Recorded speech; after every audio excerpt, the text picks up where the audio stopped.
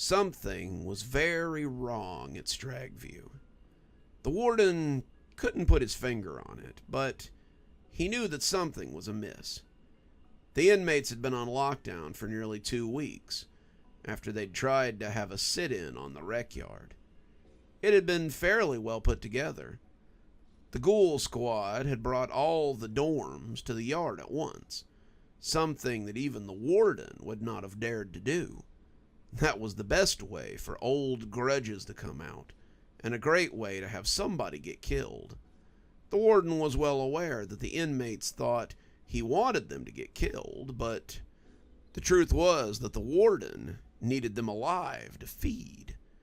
His sister ate memories. His brother seemed to subside on a diet of greed and chaos, but the warden survived on pure suffering. Not just any suffering. That was as commonplace as hamburger helper. No, the warden required a special kind of suffering. It was equal parts hopelessness, unrequited rage, with just a dash of sadness and opportunism sprinkled on top. So many bodies wrapped in an endless dance of suffering. The lack of hope was like one of those soups that's been added to for years and years while still maintaining its deliciousness. The warden was so strong because he had all these people to draw from, all this suffering to slurp at his leisure, and it made him quite the formidable target. Anyway, when they had been led to the rec yard by the ethereal peacekeepers, the warden had assumed that blood was about to spill. There was, at least to his knowledge, 6 or 7 formidable gangs on the compound, not to mention a dozen others with low membership that wouldn't even consider to be called small cheese. He suspected that the larger gangs would skirmish, as they almost always did, and the peacekeepers would do their best, but would likely be unable to break it up in time to stop quite a few deaths from occurring. To his surprise, all of them had sat on the rec yard and announced that they would not be moving until something was done about the lack of care, custody, and control.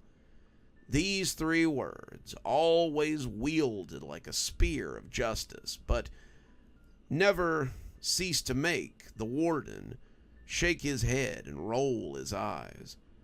Maybe that's how prisons outside of his jurisdiction did business, but Stragview ran more off enmity, deception, and hopelessness. At first, the ghoul squad had simply stood there looking at them. They hadn't seemed to know what to do about their sudden lack of compliance, and then, each of them acting as if something in their hive mind had snapped into place, began grabbing inmates and dragging them back to wherever they had come from. The inmates resisted, often resisted quite violently, but they couldn't really hurt the ghosts. The other inmates tried to fight back as well, many of them throwing their peaceful protest aside as they attempted to fight the ghoul squad, but they had no luck either.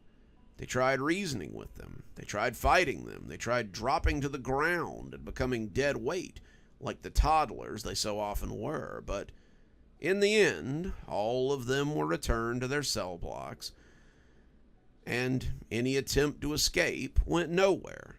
Inmates debated, which also went nowhere, and pretty soon it was dark, and everyone was back where they were supposed to be, yet again. The warden wanted to applaud his new staff for the steadfast following of rules and regulations, but this was not a group you could give a pep talk to. You could try, they would listen to you, but all you ever got were blank looks and listless eyes in return. They did not need your praise or your adoration. All they needed was work. You would dismiss them, and they would go back to whatever it was they'd been doing. But it just didn't feel the same as it had when the warden had commanded groups of living men. He'd gone down to confinement after that, thinking that viewing his latest acquisition would bring him joy. But it didn't. There were only 3 officers in confinement now. 3 mandatory employees who worked day in and day out. In a way, this had been a kind of victory. At least that's how the warden saw it. Sergeant Mobley had bemoaned the loss of his friends for decades, and now he got to work with them every single day. The 3 of them were the most efficient officers on the whole compound, and that was saying something, given the rest of the ghoul squad was nothing if not efficient. The warden had come down to look at Sergeant Mobley as he went about his day-to-day chores, and hoped to see something other than happiness there. Mobley dared to question him openly. Mobley had had the audacity to put his hands on him and shout at him. No one had shouted at the warden in a very long time. And then this man, this nothing, had reached out and taken hold of him. And that just wouldn't do. It hadn't been as hard as he had thought to have Miss Evergreen intercept his one-time confinement sergeant. It hadn't been that hard to convince his long-dead friends to come and bring their own friend back into the fold. It hadn't been that hard to convince Mobley's spirit that it needed to stay at the prison and work and work and work until the end of time. However, when the warden looked at Sergeant Mobley, all he saw was that dead-eyed obedience that he saw from the rest of them. What had he expected? Had he expected Mobley to be different from the rest? Had he expected some of that fire, some of that spark to linger within him? He didn't know. But it only took a few minutes of watching the 3 conduct showers and stand firm in the face of spitting and rage that inmates threw at them before the warden had seen enough. He left confinement and walked the grounds of Stragview like a ghost himself. Something was wrong. He couldn't quite say what it was, but something was very wrong. When he had gone into the woods just before Halloween, the warden had been filled with a sense of vigor. Hopelessness and suffering had been up. The inmates were chafing under the new administration, and all of that lack of assurity and uncertainty was delicious. He had been riding a high that he didn't know if he'd ever come down from, but now the vivaciousness of his daily meal had changed slightly. Now he was receiving a kind of low-impact current, like a child having a nightmare. Some of it was the open bays. He'd never gotten a lot of energy from them, but now it was barely down to a trickle. The open bay dorms generally had a little more freedom. They generally had a little more of the one-day escape hope. But now it was like everyone in the dorms was asleep. No one had come out for meals lately. Lockdown meant that meals were delivered to the dorms, but that should have only intensified the feeling of dread that he was receiving. It was starting to get that way from E-dorm and D-dorm as well. It didn't make any sense, especially not to him. Maybe he should go to the dorms like he used to, but something had kept him out of there as well. Call it malaise or call it lack of effort, but he simply hadn't felt like himself lately. Maybe it was a side effect of the energy he was receiving, but the warden had done very little besides sit up in his tower and watch the ground grow more and more unkempt.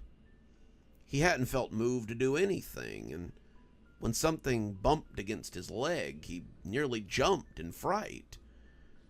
In fright? When was the last time he had been afraid of anything?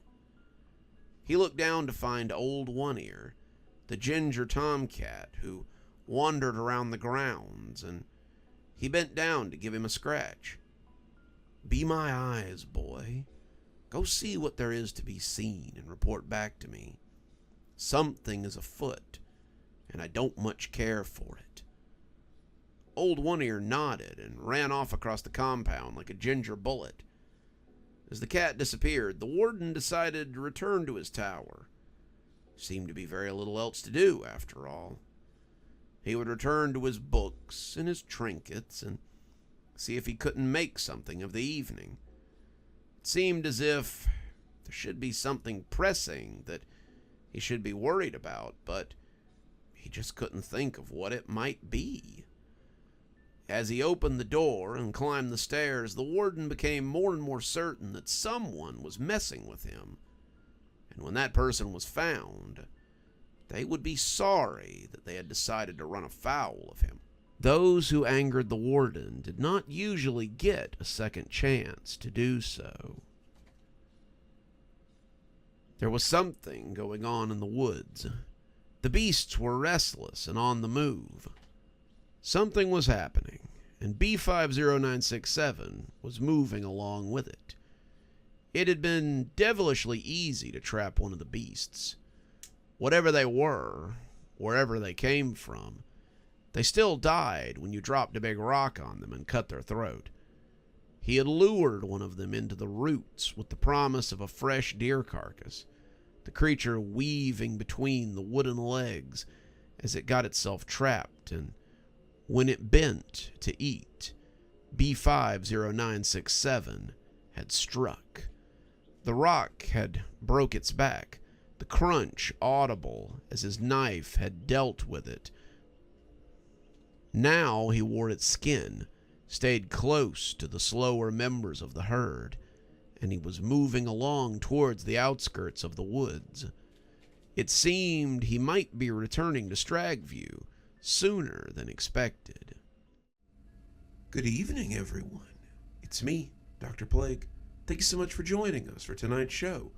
If you think you might like a little more spooky in your life, then please feel free to click on one of the videos we have up here. Maybe look at one of the playlists if you're trying to get caught up. I know, there's so many videos on the channel, so many series that are going at the same time. Sometimes you just need a little refresher course, and I gotta say, I always enjoy the views. If you're not subscribed, feel free to hit that subscribe button. Maybe hit the bell so you don't miss anything. We upload a lot on this channel, so you won't want to miss a single story as they come out. If you'd like to support the channel, you can click on the Amazon link down there. There's quite a few books in my Amazon account. You can have a look, and if you'd like a signed copy, get up with me through email, and I'll be happy to work something out with you. Also, there's links to my Patreon, and you can become a member on the channel if you'd like your spooky a little bit early. Patrons and members on the $5 tier get their videos 12 hours early. That's in the morning as opposed to in the evening. Patrons at the $10 level also get a signed copy of my book anytime I write one. Speaking of my patrons, you should see them appearing right now. Just wanted to take a minute to say how much I appreciate all of you. Patrons, subscribers, however you give to the channel. I really appreciate everything you do, and it truly touches me that you have chosen to support the channel in this way. Well, that's enough for now. Till next time, Dr. Plague, signing off. Have a wonderful evening.